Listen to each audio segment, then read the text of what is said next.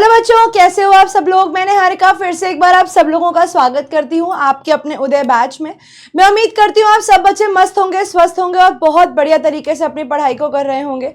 हम लोग आज आए हैं बच्चों अपने 16th लेक्चर को पढ़ने, जिसमें हम लोग करने वाले हैं एक बहुत खूबसूरत सी पोम जिसका नाम है the lake Aizawl of Innisfree. ठीक है, ये एक बहुत छोटी और बहुत ही बढ़िया पोम है, एक बहुत प्यारी सी पोम है जिसमें हम लोग देखने वाले हैं कि इंसान किस तरीके से शहरी जिंदगी से परेशान हो जाता है और शहरी जिंदगी से परेशान होकर कैसे इंसान चाहता है या वो सोचता है कि काश वो ऐसे एरियाज में रहे जहां पर वो सिर्फ अकेला हो, उसके पास कोई ना हो, जहां पर वो सिर्फ खुद हो और आसपास हो नेचर की बहुत सारी सुंदर सुंदर चीजें। तो ये पोम है एक ऐसे आदमी के बारे में जो अपने शहर की जिंदगी से बहुत ज्यादा परेशान है और वो अपनी पोम में बात करते हैं या अपनी पोम में इमेजिन करते हैं कि वो उठकर चले जाते हैं कहां पर, वो चले जाते हैं इनिसफ्री में। इनिसफ्री क्या है भाई? इनिसफ्री एक बहुत खूबसूरत सी जगह है। इनिसफ्री क्या है? इनिसफ्री एक बहुत खूबसूरत सी जगह है और वहां पर है द लेक आइजल। अब इनिसफ्री बेसिकली क्या है? वो एक टापू इलाका है। टापू का मतलब क्या होता है कि हर जगह पर पानी और बीच में आपके पास रहने के लिए एक लैंड हो। ठीक है, तो वो एक ऐसी जगह पर जाना चाहते हैं जिसके आसपास सिर्फ पानी हो और पानी के बीच में जो टापू हो वहां पर उनका एक छोटा सा घर हो जिसके अंदर वो रहेंगे। तो ये एक बहुत खूबसूरत सी पोम है बच्चे, जिसको हम आज की क्लास में एक्सप्लोर करेंगे और देखेंगे कि पोएट किस तरीके से जाते हैं इनिसफ्री और किस तरीके से वहां जाके रह के अपने मूड को बदलते हैं। ठीक है बच्चों, तो आइए स्टार्ट करते हैं हमारे आज की क्लास को, जिसमें हम लोग करने वाले हैं the lake Aizawl of Innisfree. तो लास्ट क्लास में बच्चों हम लोग ट्रूली ब्यूटीफुल माइंड किया था। ट्रूली ब्यूटीफुल माइंड एक बहुत सुंदर सा चैप्टर था, सुंदर दिमाग और सुंदर इंसान। किसके बारे में ये चैप्टर था बच्चे? जब हमने लास्ट क्लास में किया था अल्बर्ट आइंस्टीन के बारे में, है ना। ये चैप्टर था बच्चे अल्बर्ट आइंस्टाइन के बारे में। हमने अल्बर्ट आइंस्टाइन के बारे में पढ़ा, उनके बारे में सीखा, उनकी जिंदगी के बारे में जाना। आज हम लोग स्टार्ट करने वाले हैं the lake Aizawl of Innisfree, जो कि एक सुंदर सी पोम है एक इंसान के बारे में जो अपनी शहरी जिंदगी से इतना तंग आ चुके हैं कि वो अपने शहर से निकलकर अब किसी गांव के इलाके में जाकर रहना चाहते हैं। तो यहां पर बच्चे पोम शुरू होती है। वो कहते हैं आई will arise and go now. तो वो कहते हैं अब मैं उठूंगा, आई विल अराइज यानी उठकर जाना। अब वो कहते हैं अब मैं उठूंगा और यहां से चला जाऊंगा and I will go to Innisfree. वो कहाँ जाएंगे? वो जाएंगे इनिसफ्री। अब बच्चे आप इस इमेज में देख सकते हैं कि यहाँ पर एक छोटी सी हट है और यहाँ पर पानी और पानी के पीछे दोनों तरफ पहाड़ और हर जगह जहां पर भी देखो हरियाली ही हरियाली। तो यानी बेसिकली वो कहाँ जाना चाहते हैं? वो नेचर की लैप में जाना चाहते हैं, वो नेचर की गोद में जाकर रहना चाहते हैं। A small cabin build their. और वो कहते हैं वहां पर वो इमेजिन करते हैं कि वो कहाँ रहेंगे? वो एक छोटे से केबिन में रहेंगे। केबिन का मतलब बच्चे यहाँ पर हाउस से है, एक छोटे से घर में वो वहां पर रहेंगे। Made up of clay and wattles. बेटा क्ले क्या होता है? क्ले होता है आपकी मड। ठीक है, क्ले क्या होता है? क्ले होती है आपकी मड यानी आप लोगों की मिट्टी। ठीक है, वो कहते हैं कि मैं मड से यानी मैं आप लोगों के कीचड़ से, जो मड जब आप कीचड़ को बहुत ज्यादा सुखा देते हो तो कीचड़ कैसा हो जाता है? पत्थर जैसा हो जाता है। तो वैसे ही वो कहते हैं कि यहाँ पर जो अपना घर वो बनाएंगे किससे? क्ले से और वैटल्स से। बच्चे वैटल्स क्या होते हैं? वैटल्स होते हैं पत्थर, stones.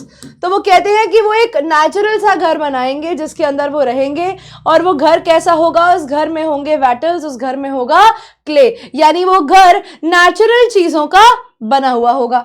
9 bean rows I will have there. और वो कहते हैं कि वहां पर मैं 9 बीन रोज लगाऊंगा। बच्चे 9 बीन रोज का मतलब क्या है? आप लोगों ने बीन्स खाई है ना, तो वो कहते हैं कि वहां पर 7, 8, 9। तो वो कहते हैं कि वहां पर जाकर मैं कुछ इस तरीके से 9 अलग अलग बीन की रोज लगाऊंगा। अब यहाँ पर बच्चे ये 9 बीन रोज लगाने का मतलब क्या है? वहां पर जाकर वो फार्मिंग भी करेंगे। क्यों करेंगे? क्योंकि वो कहते हैं कि मैं बाहरी दुनिया से कोई भी रिलेशन नहीं रखना चाहता, तो अपने खाने पीने का इंतजाम भी वो वहां पर खुद करेंगे और खुद के लिए वहां पर बीन्स उगाएंगे और उन बीन्स को खाएंगे। A hive for the honey bee. और वो कहते हैं एक छत्ता भी मैं बनवाऊंगा वहां पर, एक छत्ता भी वो वहां बनवाएंगे, किसके लिए? हनी बी के लिए, मधुमक्खियों के लिए वहां पर वो एक छत्ता भी तैयार कराएंगे। And live alone in the bee loud glade, और उनकी इच्छा क्या है? उनकी इच्छा है अकेले रहने की। वो अकेले रहना चाहते हैं कहां पर? Bee loud glade. बेटा ग्लेड का मतलब होता है एरिया। तो वो कहते हैं वो सिर्फ ऐसी जगह पर रहना चाहते हैं जहां पर बिल्कुल शांति हो, जहां पर कोई भी आवाज ना हो, सिर्फ एक आवाज हो, और वो एक आवाज किसकी हो? वो हो मधुमक्खियों की भिनभिनाने की आवाज। तो यहां पर बच्चे इस लाइन का अर्थ आप जरूर लिखेंगे मेरे साथ, और ये जरूरी है लिखना, तो इसको जरूर लिखना है आप लोगों को। यहां पर आप लोग लिखेंगे the poet wants to live in a place, एक ऐसी जगह पर वो रहना चाहते हैं, live in a place where there is no sound except the loud buzzing of बीज।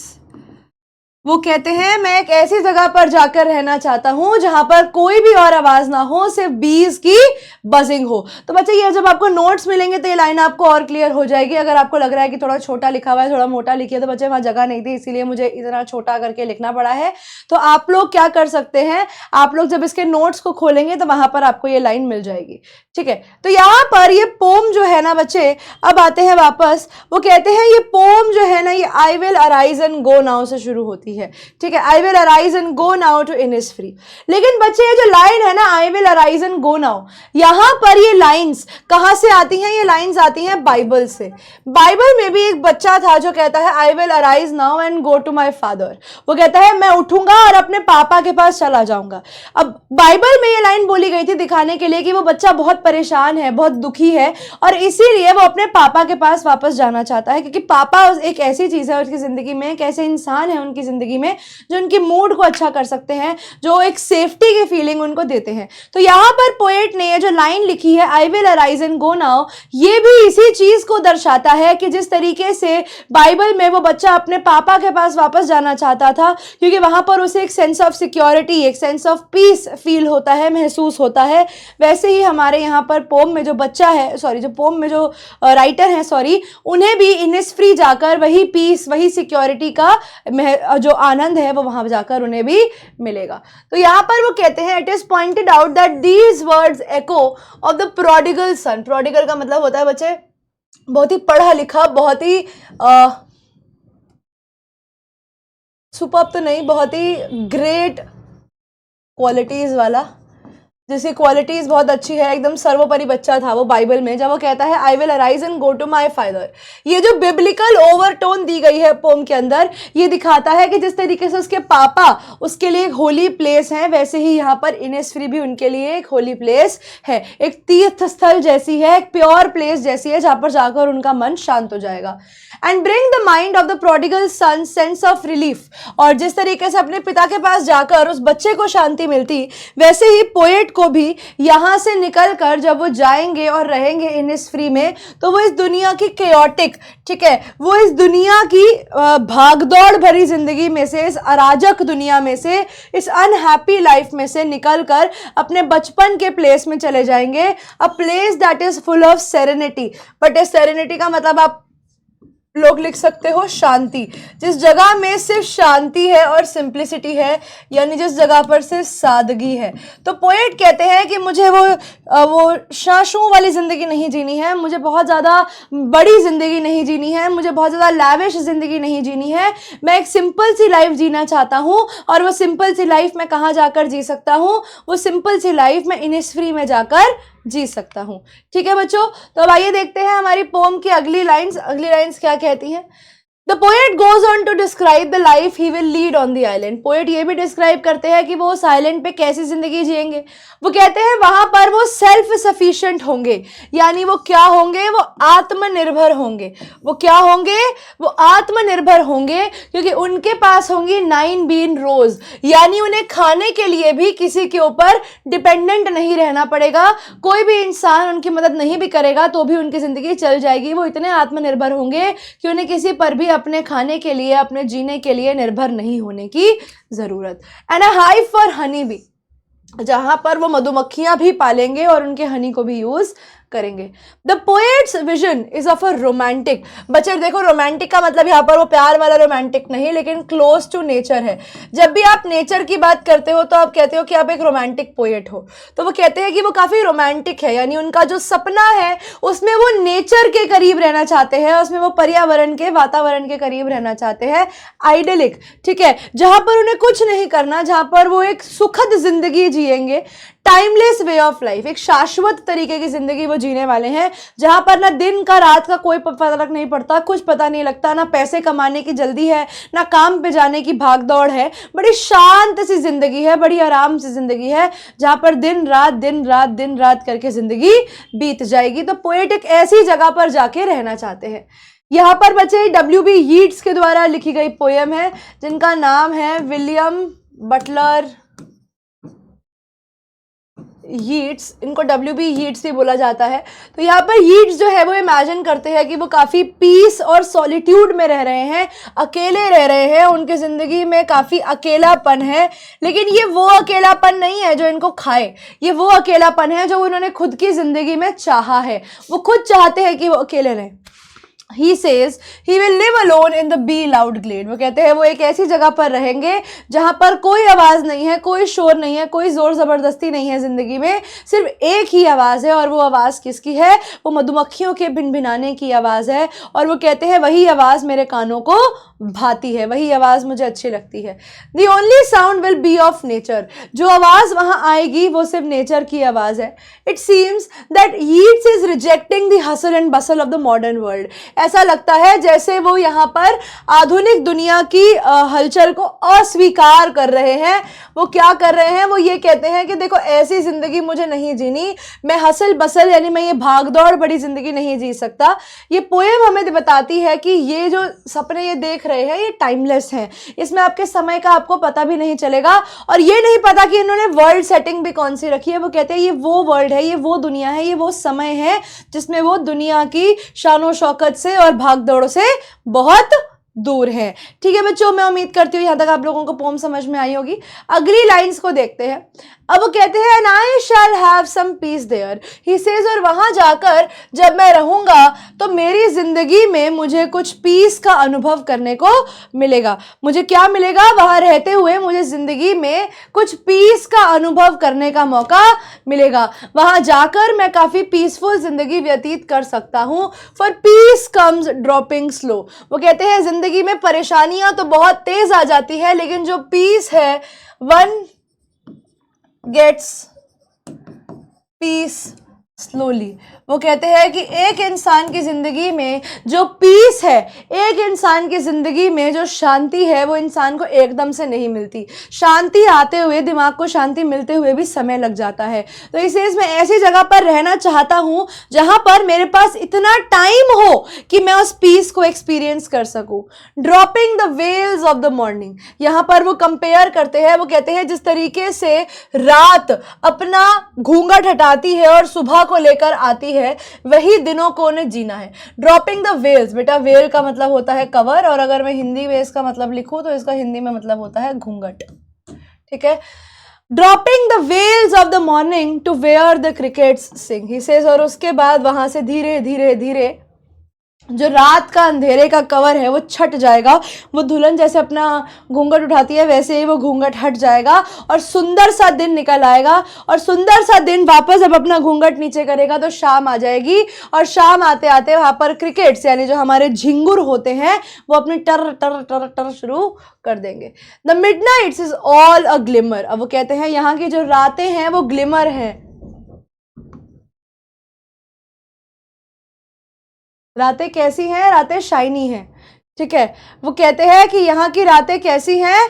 यहाँ की रातें शाइनी हैं, बड़ी सुंदर रातें हैं, बहुत ही शाइनी सी रातें हैं जिनको वो एंजॉय कर सकते हैं। क्यों? बिकॉज यहाँ पर हो सकता है जुगनू घूम रहे हों, बहुत सारे अलग अलग पंछी घूम रहे हों, कुछ ऐसे बर्ड्स हों जो रात को वहाँ पर गाना गाते हैं।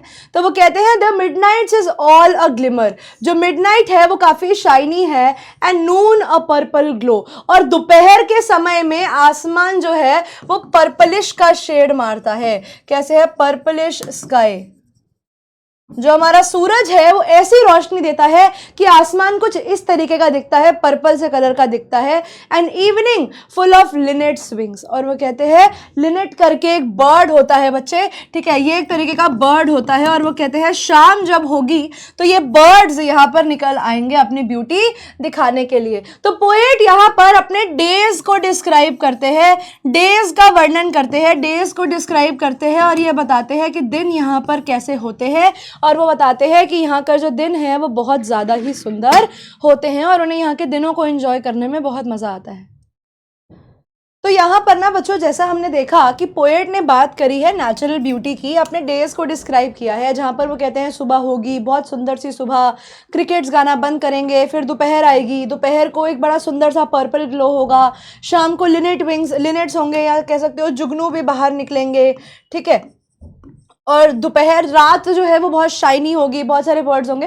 तो ऐसी जगह पे कौन रहना पसंद नहीं करेगा।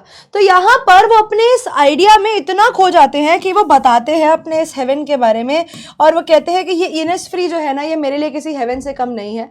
तो यहाँ पर फ्यूचर टेंस इज अबैंडन्ड, और अब यहाँ पर वो प्रेजेंट टेंस ही वो कहते हैं आई शैल गो, लेकिन अब वो कहते हैं यहाँ पर मैं हूँ, यानी वो ये मानने लगते हैं कि वो अब यहाँ पर हैं।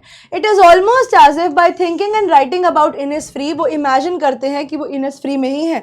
यहाँ पर वो कहते हैं that peace comes dropping slow, वो कहते हैं पीस बहुत धीरे धीरे आता है, और मिडनाइट जो है वो एक ग्लिमर है, मिडनाइट जो है वो एक चमक है उनके लिए। ही moves through each stage of the day, और फिर वो एक एक करके दिन के एक एक भाग के बारे में बताते हैं। दोपहर पर्पल सी, शाम को सुंदर सुंदर लिनेट विंग्स, रात को पूरी शाइनी शाइनी सी रात है, सुंदर सी।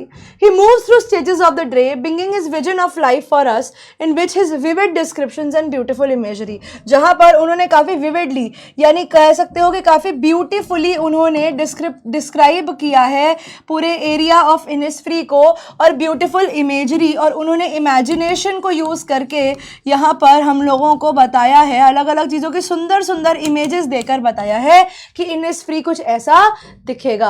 अब वो कहते हैं मॉर्निंग में जो मिस्ट है, यानी जो फॉग है, जो धुंध है, वो एक वेल जैसे है, वो एक कवर जैसे है, घूंघट जैसे है उस लेक के ऊपर। दोपहर को काफी पर्पल सा नून है, हेदर का मतलब होता है बच्चे वेदर, यहाँ पर वो एक पर्पल सा वेदर है दोपहर का, जो एक पर्पल सा ग्लो क्रिएट करता है। इवनिंग में शाम को लिनेट्स घूमने आ जाते हैं बाहर, तो शाम भी बड़ी सुंदर लगती है। लिनेट एक छोटा सा सॉन्ग बर्ड होता है, और रात को स्टार्स जब आसमान में शाइन करते हैं तो उनकी रोशनी और चांद की रोशनी जब जमीन पर पड़ती है तो वो बहुत सुंदर लगती है। Midnight's all a glimmer, the sound in the stanza are soft and slow.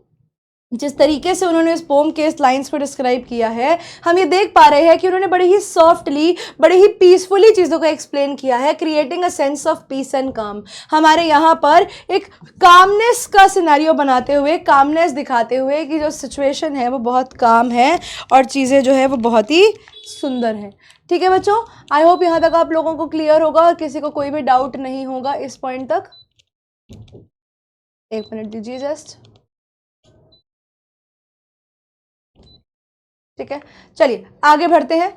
अब वो कहते हैं आई will arise and go now. अब वो कहते हैं कि देखो मैंने इतना बोला है, अब मैं जा रहा हूं। For always night and day, अब वो कहते हैं फॉर एवर के लिए, मैं हमेशा के लिए जा रहा हूँ इनिसफ्री, बिकॉज वही वो जगह है जहां पर जाके मैं रहना चाहता हूँ। I hear the lake water lapping with low sounds by the shore. वो कहते हैं जब मैं यहाँ पहुंचूंगा तो मैं यहाँ पर जो उस टापू के पास में लेक है उसके वाटर को लैप करते हुए, उस वाटर को किनारे पर हिट करते हुए वो जो आवाज आती है पानी की, उन लो साउंड्स को सुनूंगा। शोर के किनारे यानी तट के किनारे मैं उन आवाज़ों को सुनूंगा, और वो कहते हैं कि उन आवाज़ों को सुनकर ही मेरा मूड जो है वो बहुत ज़्यादा अच्छा हो जाएगा। तो यहाँ पर वो बात करते हैं किसके बारे में, यहाँ पर वो बात करते हैं उस लेक के बारे में जिसके पास इनका घर होने वाला है। While I stand on the roadway, अब वो कहते हैं जब मैं यहाँ पर रोडवे पे खड़ा हूँ, यानी वो बात करते हैं अपने शहर की। वो कहते हैं अब यहाँ पर मैं ऑल्दो अभी शहर में खड़ा हूँ, और on the pavements grey, he says, या फिर मैं किसी ग्रे पेवमेंट पर, या मैं कह सकता हूँ कि मैं किसी भी फुटपाथ पर खड़ा हूँ। तो यानी यहाँ पर वो बात करते हैं अपनी शहर की जिंदगी की। वो कहते हैं भले ही मैं शहर में कहाँ पर भी खड़ा हूँ, ये जो आवाज है उस लेक की, वो एक ऐसी आवाज है कि एक डूबते को तिनके का सहारा, जो इंसान अपनी जिंदगी से बहुत परेशान है, उसे उन परेशानियों से बाहर आने का मौका मिलता है, क्योंकि ये वो आवाजें हैं जो इंसान के दिल के कोर में, यानी आप कह सकते हो सेंटर में, या आप कह सकते हो दिल में बस जाती है।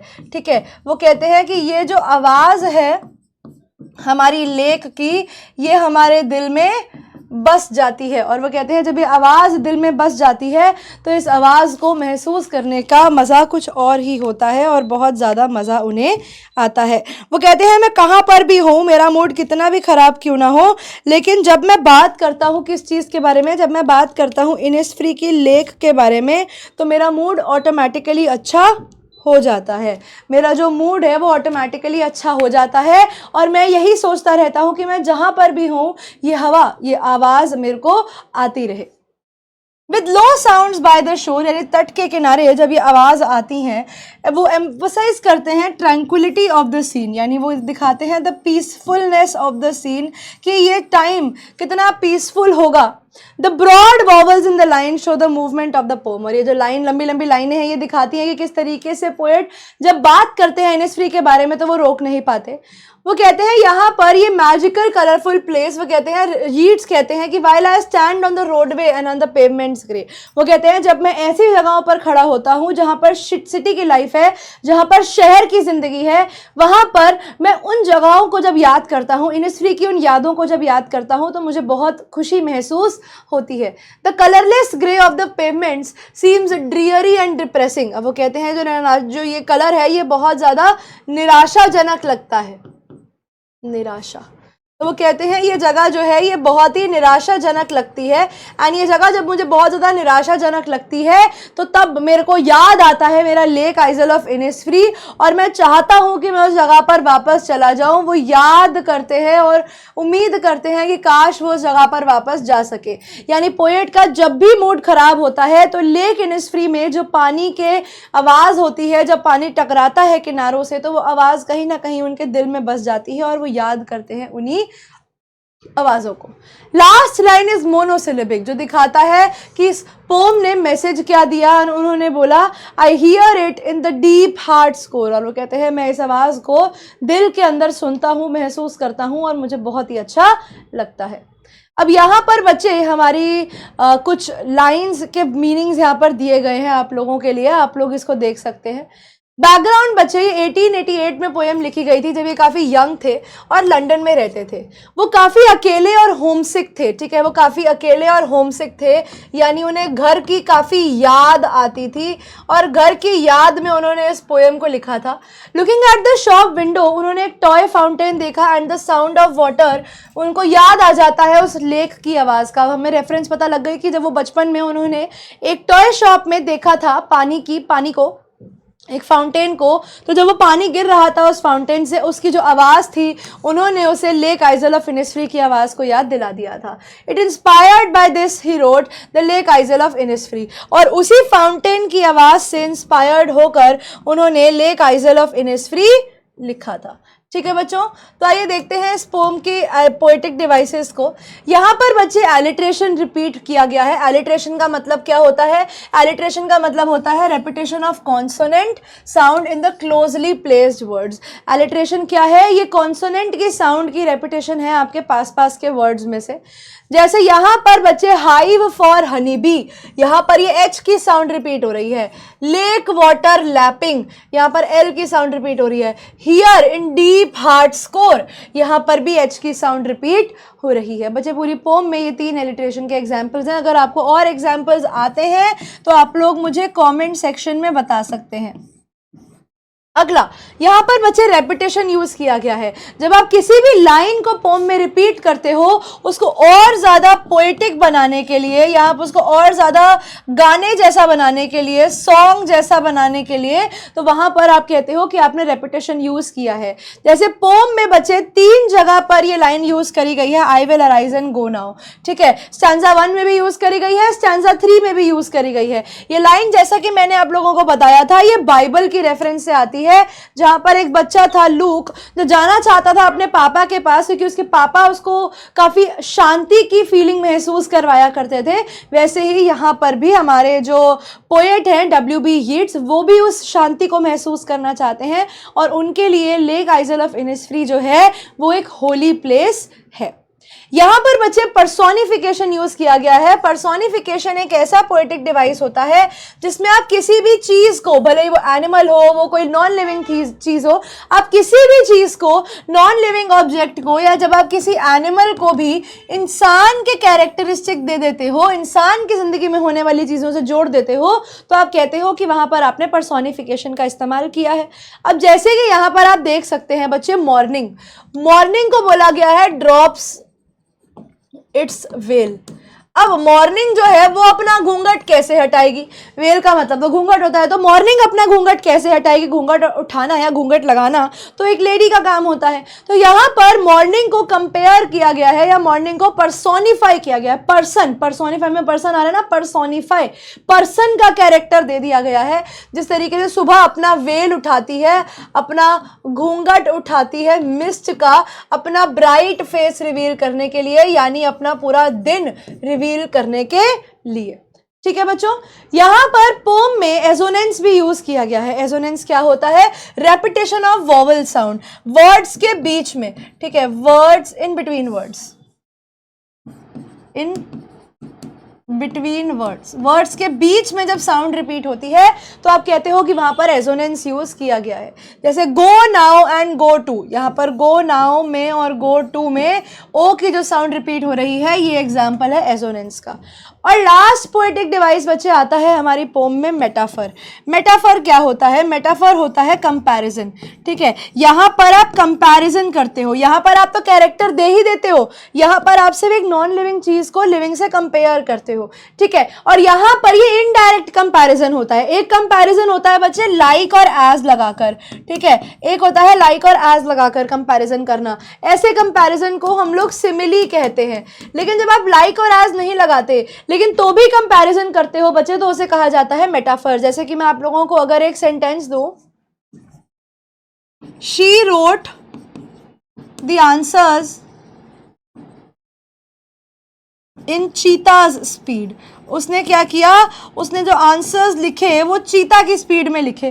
तो चीता से कंपेयर कर रहे हैं ना हम, उसकी राइटिंग स्पीड को किससे कंपेयर कर रहे हैं? चीता से कर रहे हैं। अब मैंने ये नहीं लिखा she wrote the answers like चीता, ऐसा तो नहीं लिखा, मैंने लिखा she wrote the answers in चीताज speed, यानी उसने चीते की स्पीड जितनी तेज स्पीड में अपने आंसर लिखे। तो हमने यहाँ पे क्या किया? चीता की स्पीड से इस बच्चे की राइटिंग को कंपेयर किया। तो जब आप ऐसी चीजों को कंपेयर करते हो बच्चे, जैसे वेल्स ऑफ मॉर्निंग, यहाँ पर सुबह के घूंघट को कंपेयर किया गया है एक औरत की वेल से, ठीक है। इसे कंपेयर, ये जो वर्ड है ना वेल, ये है बच्चे मेटाफर का एग्जाम्पल, ठीक है। ये क्या है? ये एग्जाम्पल है मेटाफर का, बिकॉज वेल जनरली एक लेडी पहनती है, लेकिन यहां पर इन लोगों ने वेल सुबह को पहनाई हुई है, ठीक है बच्चे। और उसके अलावा यहाँ पर दो पोएटिक डिवाइसेस और हैं। एक होता है बच्चे ओनोमेटोपिया। ओनोमेटोपिया ऐसा पोएटिक डिवाइस होता है जिसमें आप साउंड्स को डिस्क्राइब करते हो, जैसे लेक वाटर लैपिंग, ठीक है। ये जो लैपिंग वर्ड है ना, ये साउंड को शो करता है। ये साउंड और that is it is making, जो पानी की आवाज आती है टकराने की, उसको रेफर करके लिए ही इसे दिया गया है। और लास्ट पोएटिक डिवाइस होता है बच्चे एनाफोरा। एनाफोरा में क्या होता है? एनाफोरा में भी रेपिटेशन होती है, लेकिन सेम वर्ड की रेपिटेशन होती है बिगिनिंग के अंदर, ठीक है। सेम वर्ड की रेपिटेशन होती है बिगिनिंग के अंदर। जैसे आई will arise and go, I will arise, ये जो आई विल अराइज है ये स्टार्टिंग में ही आपको मिल जाएगा। जैसे कि आप पोएम को देखिए, मैं दिखाऊं अगर आपको पोम, तो पोम यहां से शुरू होती है, I will arise and I go now. अब यहां पर भी आपको मिल रहा है और इधर भी आपको एक लाइन की स्टार्टिंग में I will arise and go now मिल रहा है। देखिए I will arise and go now, ये I will arise and I will arise and go now, ये लाइन जो है बच्चे, ये एनाफोरा का भी एग्जाम्पल है, ठीक है, जैसे आई हियर द, यहाँ पर आई हियर द के अंदर ये जो वर्ड है हमारा आई, ये बार बार रिपीट हो रहा है। I hear the lake water lapping, I hear the sound that is in the deep heart score, right. तो यहाँ पर ये आई हियर द वर्ड जो है इन्हें 2 बार रिपीट किया गया है इन दी सेंटेंसेस। तो एनाफोरा वो पोएटिक डिवाइस होता है जिसके अंदर सिर्फ स्टार्टिंग के अंदर लगने वाले जो फ्रेज हैं वो पोम में रिपीट होंगे, तो आप एनाफोरा कहोगे। वो पूरी लाइन रिपीट हो रही है तो आप उसे रेपिटेशन कहोगे। ठीक है बच्चों, आइए देखते हैं पहला सवाल। What does the poet hear night and day in the chords of his heart? तो जो पोएट है उन्हें दिन रात क्या सुनाई देता है? The sound of lake water lapping against the shore of Innisfree, the cries of children telling him to come back home, the cries of his countrymen to fight for the country, या the cries of birds and animal to come and live with them in the forest. I hope आप सब लोगों ने pause करके देख लिया होगा और आप लोगों को पता है कि ऑप्शन नंबर ए आपके क्वेश्चन का सही जवाब है कि लेक वाटर जब शोर से टकराएगा उसकी आवाज की बात यहाँ पर की जा रही है। What beautiful sight will he get to see there? तो जो हमारे पोएट हैं यहाँ पर उन्हें क्या देखने को मिलेगा इनिस्फ्री में? The glimmer of the midnight stars, the linnet wings of the evening, the purple glow in the noon, या all of the above? तो बच्चे आई होप आप सब लोगों ने पॉज करके फिर से आंसर पढ़ लिया होगा, समझ लिया होगा। तो जी हाँ, आपका आंसर बिल्कुल ठीक है, option number D all of the above आपके क्वेश्चन का सही आंसर होना चाहिए। अगला सवाल, What does the poet hope to get there? Poet को इनिस्फ्री में क्या मिलने वाला है? इनिस्फ्री में पोएट को क्या मिलने वाला है? तो भाई पोएट को इनिस्फ्री में मिलने वाला है peace, option number A. I hope ये क्वेश्चन भी बहुत सारे बच्चों का सही होगा। वेल्थ उन्हें नहीं चाहिए, फ्रेंड्स उन्हें चाहिए नहीं, क्योंकि वहां पर वो अकेला रहना चाहते हैं और नेम एंड फेम से उनको कुछ भी लेना देना नहीं है। अगला सवाल, पोएट कहाँ जाना चाहते हैं? लंदन, पेरिस, इनिस्फ्री या स्विट्जरलैंड? तो बच्चा ये आंसर भी आप सब लोग जानते हैं, बहुत आसान है, ऑप्शन नंबर सी। वो लेक आइजल को भी विजिट करना चाहते हैं जो इनिस्फ्री में है। और इनिस्फ्री क्या है बच्चों? मैंने आप लोगों को बताया, ये पानी के बीच में होने वाला एक टापुई इलाका है। ठीक है, name the poet of the lake isle free, lake isle of the Innisfree. बच्चे ये आप लोगों के लिए मैं होमवर्क छोड़ के जाऊंगी, ये पोम का आंसर आप लोग मुझे बताएंगे और कमेंट सेक्शन में ये भी बताएंगे कि पोएट का फुल नेम क्या है। Full name of the poet आप लोग मुझे बताएंगे किसमें? आप लोग मुझे बताएंगे कमेंट सेक्शन में। ठीक है बच्चों, अब ये आखिरी सवाल, सेकंड लास्ट सवाल आपके दिन का। What does the poet here at the Innisfree island? The sound of rain drops, the sound of wind, the lapping sounds of the water, या फिर नन ऑफ द अबव? तो बच्चे ऑब्वियसली हमें इस क्वेश्चन का सही आंसर भी पता है, सही आंसर है ऑप्शन नंबर सी। जो कहाँ पर रहेगा अब उनकी? वो उनके दिल की कोर में भी रहेगा, जो उनके दिल की डीप हार्ट स्कोर में रहने वाला है। लास्ट सवाल ऑफ द डे बच्चे, what does the poet see in the Innisfree island? ये आंसर आप लोगों को पता है, ये आप लोगों को पता है। ग्लिमर ऑफ द मिडनाइट भी है, पर्पल नून भी है, इवनिंग विंग्स भी है। ऑप्शन नंबर डी आपके क्वेश्चन का सही जवाब है। All of the options are correct. ठीक है बच्चे, तो ये 2 क्वेश्चंस और मैं आप लोगों के लिए होमवर्क में दे रही हूँ, एक ये वाला क्वेश्चन और एक ये वाला क्वेश्चन। अब मैं आप लोगों को मिलूंगी बच्चे आपकी अगली क्लास में, और मैं उम्मीद करती हूँ कि यहाँ तक हमने इस पोम में जितना भी किया ये सब आपको क्लियर होगा। अगर किसी बच्चे को कोई भी डाउट है बच्चे, तो definitely please ask your doubts, ताकि आप लोगों के डाउट्स क्लियर किए जाएँ। इसका DPP बच्चे आप लोग ज़रूर लगाएंगे चेक करने के लिए कि आपको कितना समझ में आया है और अभी आपको कितनी और मेहनत करने की ज़रूरत है। ठीक है बच्चों, तो इसी के साथ खत्म करते हैं हमारे आज की क्लास को। मैं उम्मीद करती हूँ कि आप लोगों को सब कुछ समझ में आया होगा। अब मैं मिलूंगी बच्चों आप लोगों को आपकी नेक्स्ट क्लास में, सेम डे सेम टाइम। तब तक के लिए बच्चों पढ़ते रहिए, आगे बढ़ते रहिए, इसी तरीके से अपना नाम रोशन करते रहिए। Bye bye.